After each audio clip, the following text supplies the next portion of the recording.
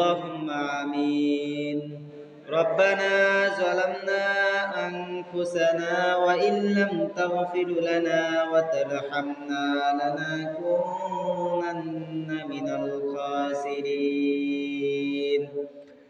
ربنا آتنا في الدنيا حسنة وفي الآخرة حسنة وقنا عذاب النار. ربنا لا تؤاخذنا إن نسينا أو أخطأنا.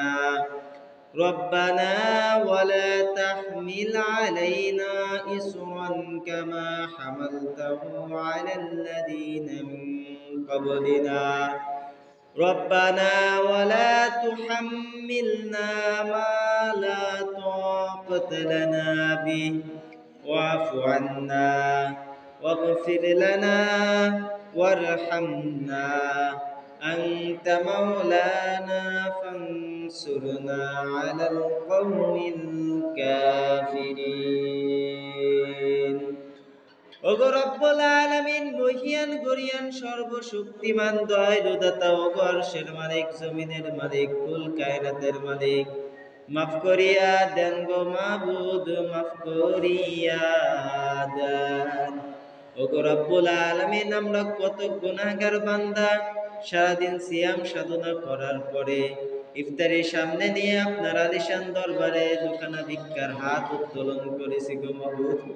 জানি না আমরা জীবনে কে কতখানি গুনাহ করিয়া ফেলেছি, ইচ্ছাই অনিচ্ছাই, জহেরি বাতিনি, সগীরা কবিরা গুনাহ করতে করতে মাবুদ গো পাহাড় পরিমাণ গুনাহ করিয়া ফেলাইছি।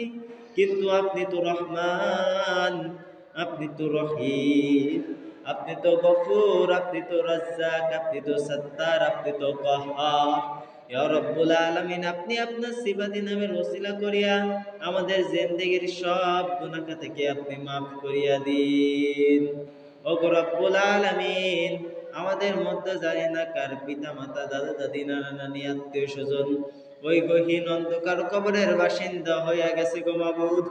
পৃথিবীর এক প্রান্তের খবর অপর প্রান্ত থেকে নেওয়া যায়, কিন্তু বাড়ির পাশের কবরের খবর কেউ নিতে পারে না।